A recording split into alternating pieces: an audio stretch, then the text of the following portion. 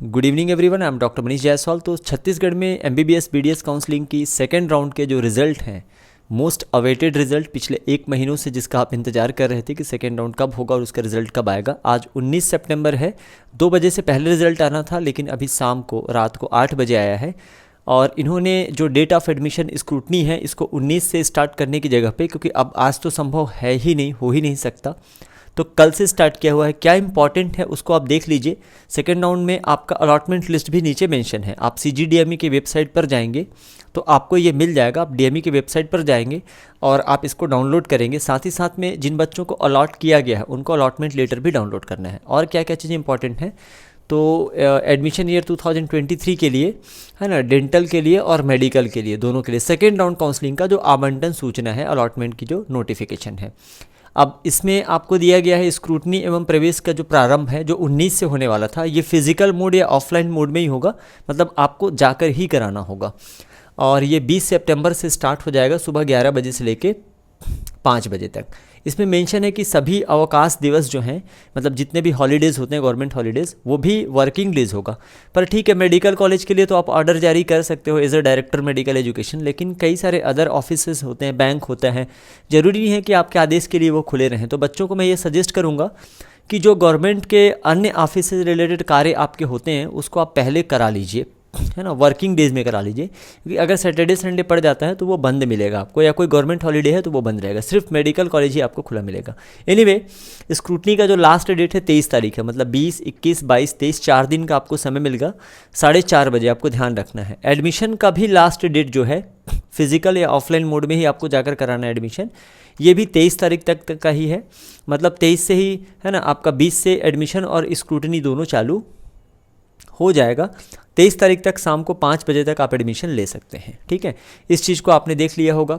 अब इसके बाद एक चीज़ और आपको ध्यान देना है कि सेकेंड राउंड के काउंसलिंग में, है ना, मेडिकल काउंसलिंग में सीट आवंटन उपरांत अगर आप एडमिशन नहीं लेते हैं या फिर एडमिशन लेकर सीट को त्याग देते हैं, सीट छोड़ देते हैं किसी भी कारण से, तो जो भी सिक्योरिटी मनी आपने दिया था वो फोरफिट हो जाएगा, राजसात हो जाएगा और वो आपको वापस नहीं मिलेगा। ठीक है, इसके अलावा जिन बच्चों को प्राइवेट मेडिकल कॉलेज अलॉट हुआ है, जैसे कि जिनको Balaji institute of medical science और Raipur institute of medical science RIMS मिला हुआ है, उनकी जो स्क्रूटनी की जो प्रोसेस है वो पंडित JNM मेडिकल कॉलेज रायपुर में ही होने वाली है। ठीक है, और जिन बच्चों को Shankaracharya institute of medical science Bhilai में अलॉटमेंट मिला हुआ है, उनका स्क्रूटनी का जो प्रोसेस है वो आपका Chandulal Chandrakar government medical college में होगा। ठीक है, तो जो भी प्राइवेट मेडिकल कॉलेज हैं वो, है ना, अबाव गवर्नमेंट मेडिकल कॉलेजेस में स्क्रूटनी के लिए, एडमिशन के लिए अपने अधिकृत अधिकारियों को व्यवस्थित कर दें। ठीक है, जितने भी प्राइवेट डेंटल कॉलेज हैं सबके लिए स्क्रूटनी का जो प्रोसेस है, सभी निजी दंत चिकित्सा महाविद्यालय फर्स्ट काउंसलिंग की भांति है। फर्स्ट काउंसलिंग में यही किया गया था कि गवर्नमेंट डेंटल कॉलेज रायपुर में ही स्क्रूटनी का प्रोसेस होगा। ठीक है, स्क्रूटनी उपरांत पात्र अभ्यर्थी के प्रवेश प्रक्रिया पूर्ण कराने की व्यवस्था करें। यहाँ पे भी है एडमिशन का प्रोसेस भी आपका, ठीक है, सेम यही चीज़ है, स्क्रूटनी और एडमिशन, है ना। यहाँ पे भी स्क्रूटनी और एडमिशन जो है प्राइवेट डेंटल कॉलेजेस के लिए गवर्नमेंट डेंटल कॉलेज रायपुर में ही आपको स्क्रूटनी इत्यादि करानी है।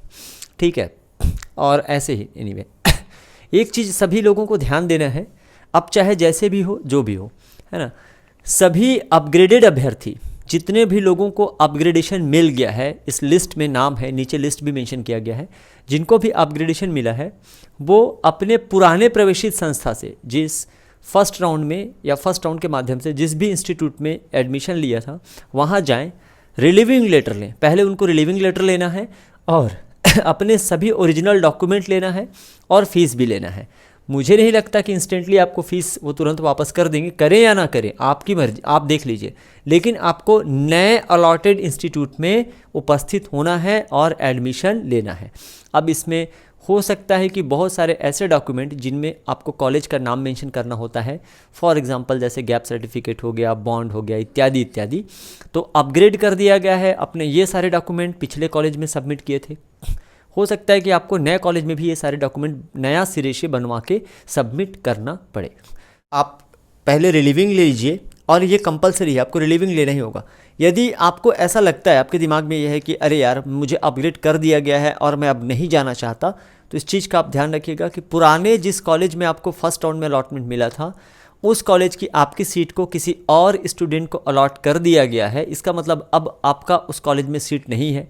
नए अलॉटेड कॉलेज में अगर आप एडमिशन नहीं लेंगे, मैं बार बार इस चीज़ को समझा रहा हूँ, तो आप फिर कहीं के नहीं रहोगे। ये जो सीट नए कॉलेज में आपको अलॉट की गई है, अगर आपने इसमें एडमिशन नहीं लिया तो ये सीट वैकेंट हो जाएगी और अगले राउंड में किसी और को आपको नहीं अलॉट की जाएगी, किसी और को अलॉट कर दी जाएगी। तो इस चीज़ का आपको ध्यान में रखना है, ठीक है। व्हाट इज़ इंपॉर्टेंट कि एडमिशन जब आपका कंप्लीट हो जाए, ठीक है, जैसे बहुत सारे बच्चे चॉइस फिलिंग करने के बाद फाइनल पेज का प्रिंट आउट नहीं लेते, है ना, अपना एडमिट कार्ड का प्रिंट आउट नहीं रखते, ये सारी चीज़ों का डॉक्यूमेंटेड रिकॉर्ड आपको रखना है कि आपने प्रोसेस सही तरीके से कंप्लीट कराया है। हो सकता है कि नियर फ्यूचर में आपको इसकी आवश्यकता पड़ जाए।